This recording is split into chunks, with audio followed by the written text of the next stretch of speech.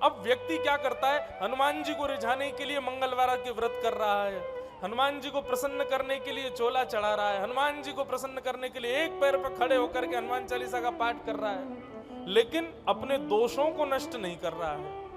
क्या फायदा फिर?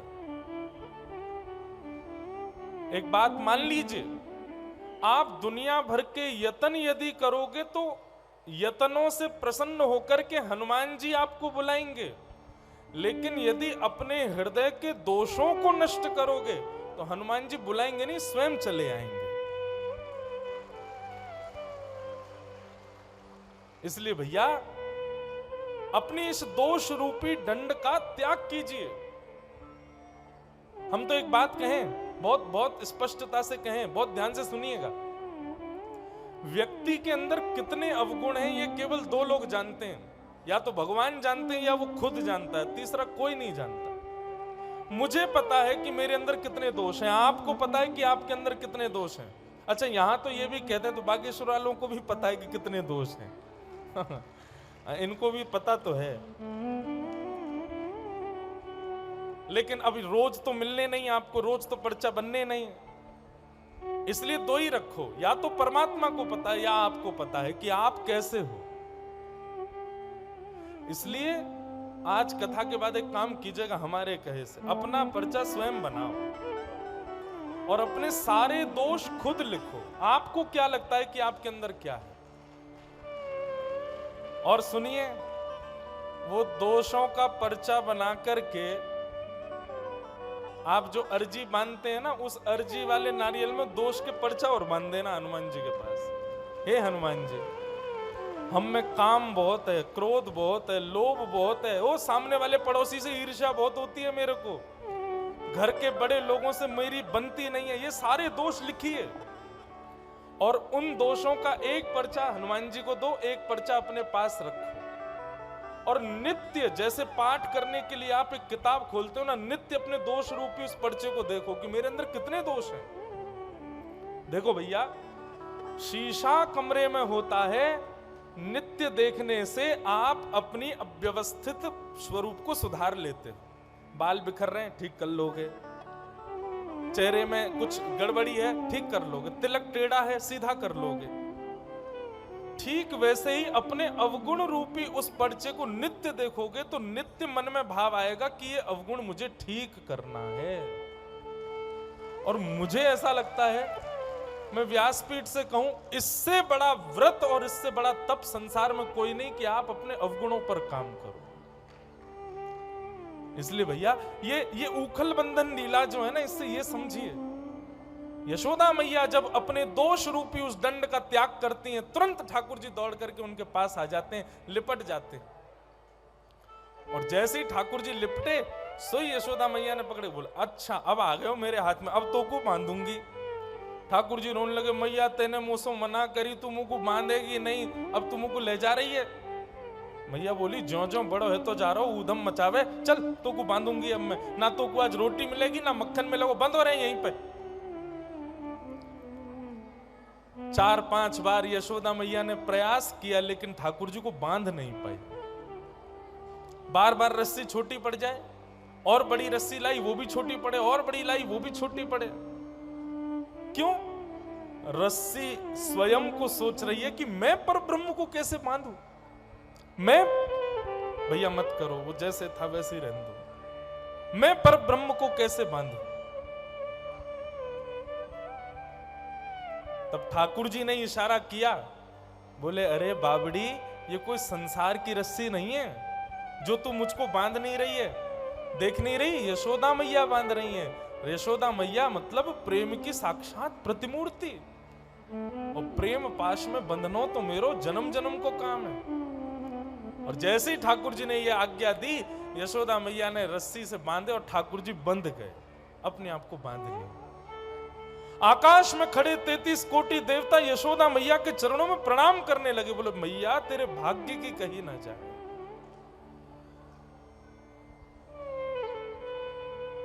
सूरदास जी कहते हैं अपनी पंक्तियों में,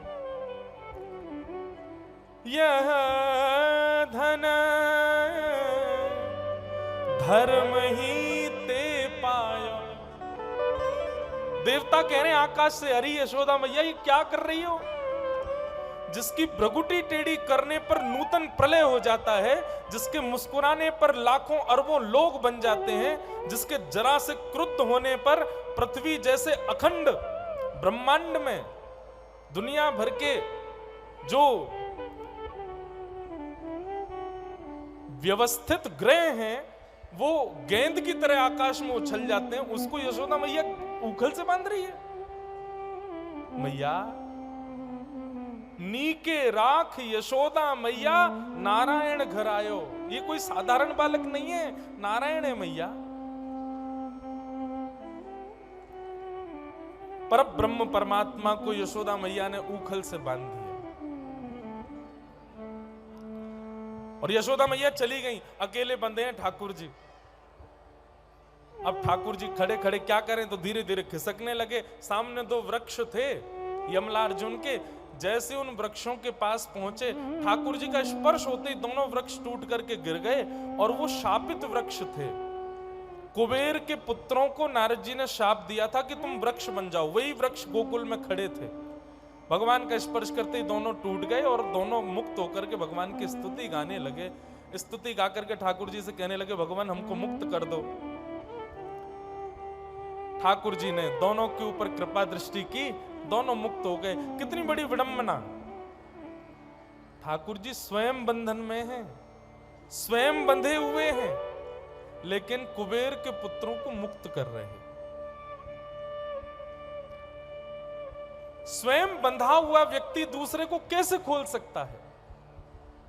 लेकिन यही है ठाकुर जी का स्वरूप, अकर्तुम कर्तुम अकर्तुम अन्यथा कर्तुम समर्थ ईश्वर। प्रेम पाश में स्वयं बंधे हैं लेकिन मुक्त कर रहे हैं कुबेर के पुत्रों को। दोनों पुत्र मुक्त हो गए। पेड़ गिरने की आवाज आई, सब ब्रजवासी दौड़ करके आए तो देखा कि ठाकुर जी के दोनों तरफ पेड़ गिरे हैं।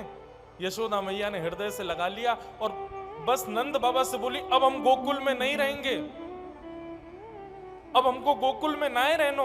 जादनाते हमारे लाला को जन्म भयो, कोई ना कोई राक्षस आतो ही रहे। आज ये दो वृक्ष गिर गए, हमारा लाला यहां सुरक्षित नहीं है, कहीं और चलो।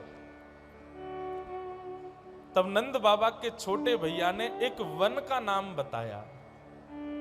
कौन सा वन? वनम वृंदावनम नाम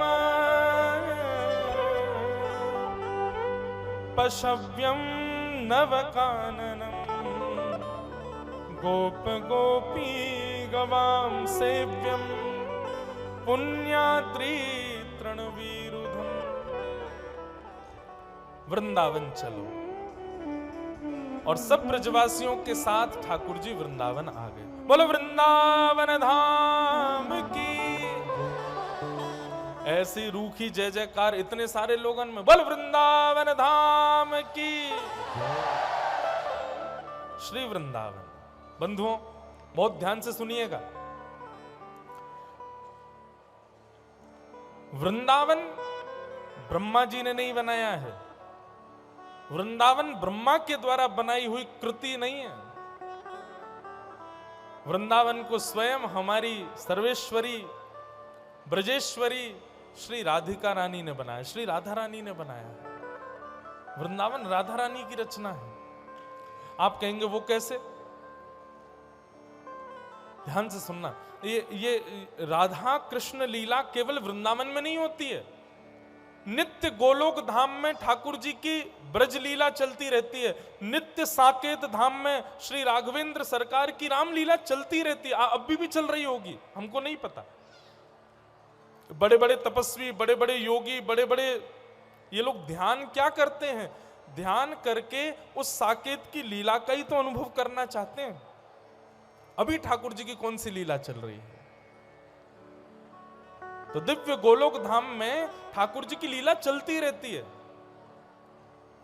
ठाकुर जी ने श्री राधा रानी से कहा, बोले कि अब राधा रानी द्वापर में हम कृष्ण अवतार लेने के लिए भूमंडल पर जा रहे हैं, आप कृपा करके चलोगी? तो किशोरी जी बोली, हम नहीं जाएंगी पृथ्वी पर। बोले क्यों? हमारा मन नहीं लगता। सब लोग बहुत सावधानी से सुनो। बिल्कुल हल्ला मत करो। नेक अब हम ब्रज रस कुछ कह रहे हैं, बहुत सावधानी से सुनो। किशोरी जी ने आज्ञा की, यत्र वृंदावनम नास्ति यत्र नो यमुना नदी यत्र गोवर्धनम नास्ति तत्र नो रमते मनः। हे श्याम सुंदर, जहां यमुना जी नहीं है, जहां गोवर्धन नहीं है, जहां वृंदावन नहीं है, वहां मेरा मन नहीं लगता, मैं पृथ्वी पर नहीं जाऊंगी। इसका मतलब क्या है? गोवर्धन, वृंदावन और श्री यमुना जी, ये तीन पृथ्वी पर थे नहीं। किशोरी जी के अवतरण के लिए ठाकुर जी इन तीनों को गोलोक धाम से लेकर के आए। वृंदावन को, गोवर्धन को, यमुना जी को ठाकुर जी गोलोक धाम से लेकर के पृथ्वी पर पधारे। तो गोलोक धाम का जो वृंदावन है, उस वृंदावन को स्वयं अपने हाथों से सजाया है स्वयं श्रीमती राधा रानी ने। हमारी सर्वेश्वरी, प्राणेश्वरी, ब्रजेश्वरी, वृंदावनेश्वरी श्री राधिका रानी ने स्वयं अपने हाथों से निर्माण किया। उसी वृंदावन को लेकर के ठाकुर जी पृथ्वी पर आए। आज जब वृंदावन जाने का प्रस्ताव हुआ, ठाकुर जी बड़े प्रसन्न हो गए, बोले अब हम वृंदावन चलेंगे।